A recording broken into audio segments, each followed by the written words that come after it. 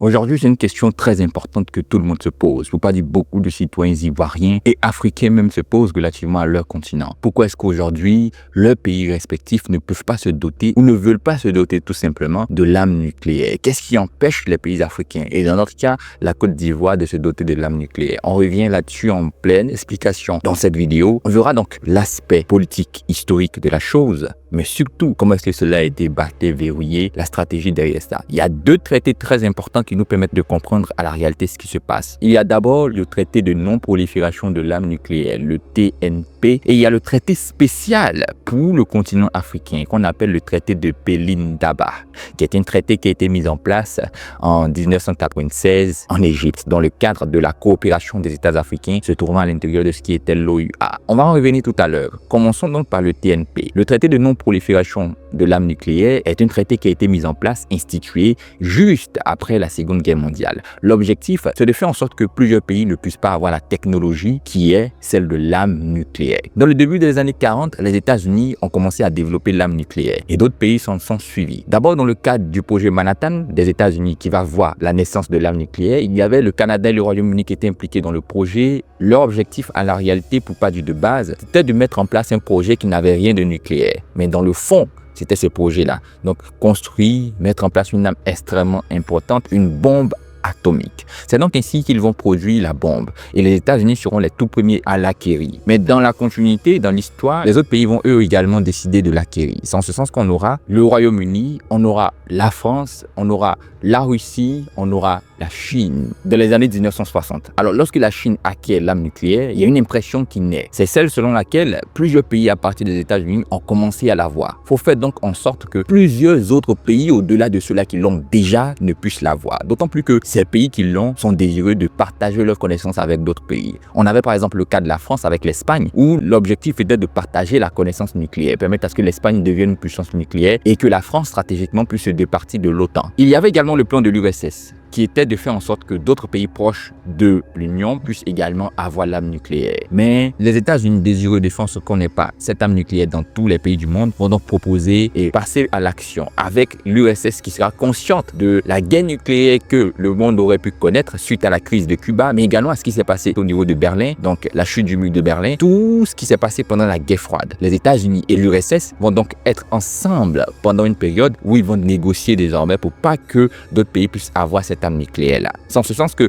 ensemble, ils vont porter à la connaissance des Nations Unies et du Conseil de sécurité leur volonté de mettre en place des résolutions pour. Et au fur et à mesure, après plusieurs années de négociations, il y aura donc la mise en place du traité de non-prolifération de l'arme nucléaire qui dit une chose très importante, que les pays qui l'ont déjà ne doivent plus partager leurs connaissances nucléaires avec les autres pays et que les pays qui ne l'ont pas ne doivent pas chercher à avoir l'arme nucléaire. Mais à côté de cela, les pays qui ne l'ont pas ont également balisé le traité en disant que tout pays qui a l'arme nucléaire ne doit en aucun cas attaquer un pays qui n'a pas l'arme nucléaire. Et si cela devait arriver, tous les pays qui ont l'arme nucléaire, qui sont signataires et ont même ratifié le traité, doivent protéger ces pays-là qui n'ont pas l'arme nucléaire, qui sont membres du TNP. Voici donc dans l'ensemble comment est-ce que les choses sont parties. Ce traité-là donc impose aux pays qui n'ont pas la connaissance nucléaire de ne pas chercher à l'acquérir. Alors la question qu'on pourrait se poser, c'est de savoir qu'est-ce qu'on peut faire dans ce cas si on est désireux et conscient du fait qu'on doit avoir l'arme nucléaire. Alors il y a un cas très important qui est celui de la Corée du Nord. Ce pays-là a quitté le traité, le TNP, en 2004. Objectif, se doter de l'arme nucléaire. Et l'ayant fait, il y a eu des conséquences derrière.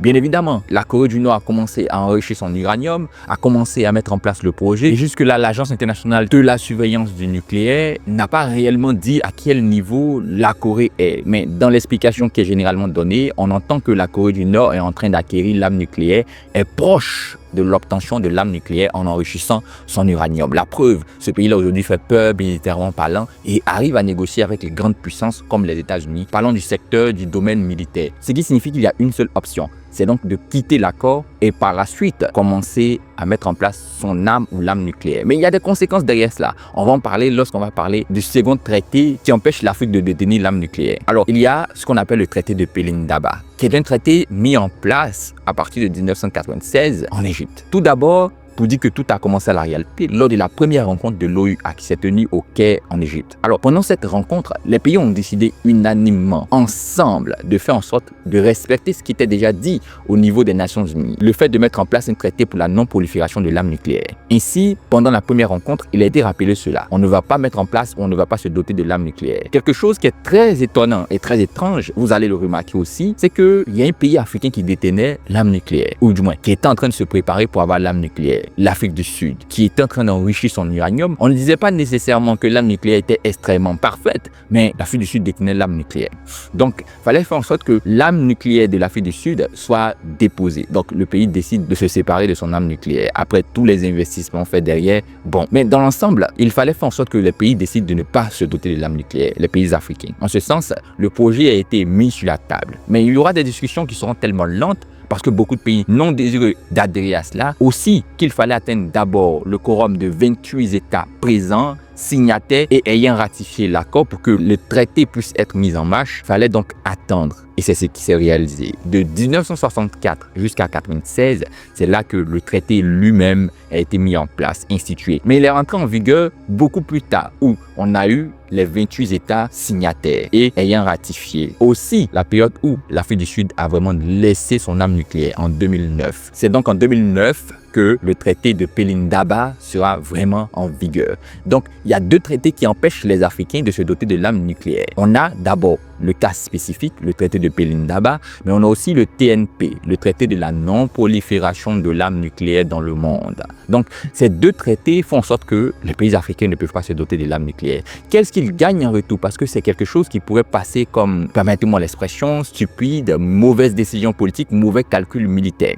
Alors, ce qu'ils gagnent, c'est le soutien des pays qui détiennent l'arme nucléaire. Ils disent qu'ils vont les protéger, qu'ils feront en sorte qu'il n'y ait pas de guerre dans le monde afin qu'ils n'aient pas besoin d'utiliser l'arme nucléaire. L'objectif derrière, c'est aussi pour ces grandes puissances de se rassurer que ce sont elles qui détiennent l'arme nucléaire, ce sont elles qui dictent encore les lois parce que celui-là qui est puissant militairement est toujours puissant dans tous les domaines confondus. Donc, ils veulent rester à la tête, donc empêchent les autres d'avoir cette arme nucléaire, mais aussi c'est pour la protection du monde parce que si tous les pays détiennent l'arme nucléaire et que pour un petit conflit, un pays un peu trop énervé, on va le dire ainsi, décide d'appuyer, d'actionner l'arme nucléaire, c'est une grande et grave conséquence que le monde va connaître à partir de cet instant.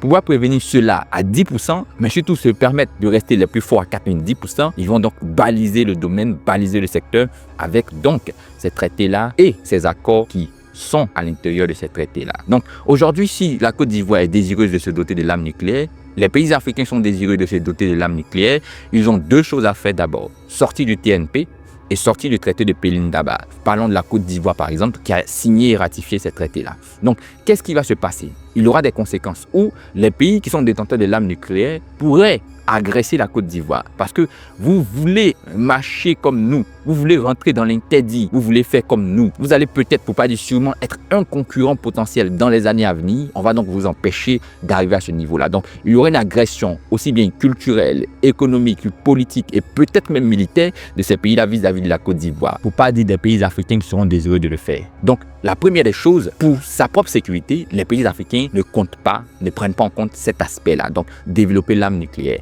Alors, qu'est-ce qu'ils peuvent faire contrairement à cette possibilité, donc de développer l'arme nucléaire? La seule chose qu'ils peuvent faire aujourd'hui, c'est de développer leur armement. Ça aussi, c'est quelque chose de significatif. Les pays africains ne peuvent pas se permettre d'avoir des grandes bases militaires où on fabrique de l'armement, où on fabrique de l'aviation, où on crée des missiles, des bombes, des chars, des avions de combat. Les pays africains ne peuvent pas se permettre cela. D'abord, par rapport au cadre financier. Alors, on parle de plusieurs milliards de dollars, alors que nous sommes tous conscients du fait que les pays africains ont des problèmes financiers, même pour financer leur secteur régalien. Alors, penser directement à l'armement, c'est avoir donc un État qui est conscient du fait qu'il faut exclusivement, totalement investir dans ce domaine avant de penser aux autres afin de rehausser la tête et être comparable à d'autres pays. Ça, c'est une chose très importante, le fait que les pays africains n'aient pas réellement nécessairement de l'argent. Mais il y a à côté de cela aussi la technologie. En fait, comment est-ce que ça fonctionne? On a une base d'abord, donc un siège, un endroit où on va développer l'arme nucléaire, mais il faudrait avoir des techniciens, donc des intellectuels qui comprennent, qui connaissent le fonctionnement de l'uranium,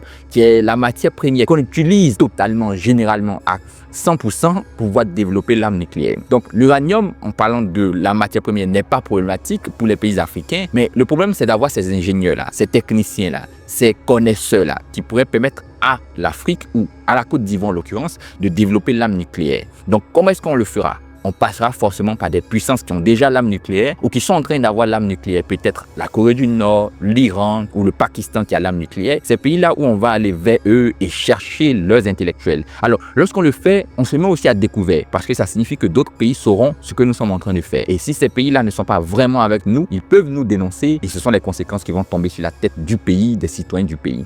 Donc, il y a beaucoup de choses, beaucoup de critères qui ne sont pas encore remplis par les pays africains pour commencer, pour se projeter, pour détenir l'arme nucléaire. Alors, qu'est-ce que ces pays-là peuvent faire concrètement? Aujourd'hui, il y a une seule option et c'est ce qui a été signifié dans le parcours de toutes les grandes puissances qui ont l'arme nucléaire aujourd'hui.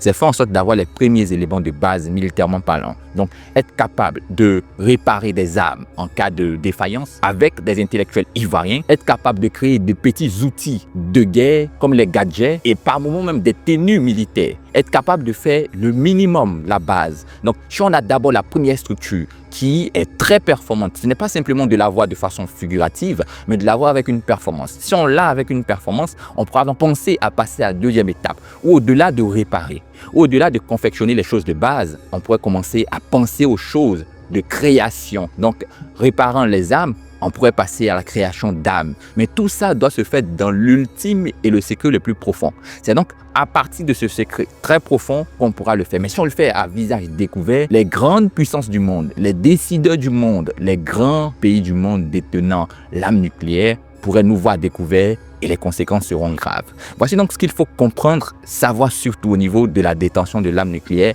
et les raisons pour lesquelles des pays africains comme la Côte d'Ivoire ne l'ont pas encore. Et chose très importante, il y a un pays africain qui l'avait, l'Afrique du Sud, dans le régime de l'apartheid, mais qui a renoncé à cela dans le cadre du traité de Pelindaba et pour ses intérêts également, surtout avec la pression économique internationale qui était sur le pays. Merci d'avoir regardé la vidéo jusque-là. N'oublie pas, si tu ne l'as pas encore fait, de dire en commentaire qu'est-ce que toi tu peux proposer pour que ces pays-là puissent sortir, par exemple, de ces traités ou commencer à se préparer militairement. Et peut-être au-delà de l'arme nucléaire, qu'est-ce qu'on peut avoir pour dissuader? Parce que l'objectif en détenant l'arme nucléaire, c'est aussi ça, dissuader des interventions, des attaques, des menaces militaires provenant d'autres puissances. Par moment, même des menaces économiques. On a une forte armée. Donc, qu'est-ce que tu peux proposer? Comment est-ce que tu proposes cela? Mais partage cette vidéo afin que plusieurs personnes puissent comprendre également la raison pour laquelle les pays africains n'ont pas ou ne peuvent pas avoir l'arme nucléaire et tout ce qui entoure cette question. N'oublie pas de liker, de t'abonner et on se dit à très bientôt pour la prochaine. D'ici là, portez-vous bien. Au revoir.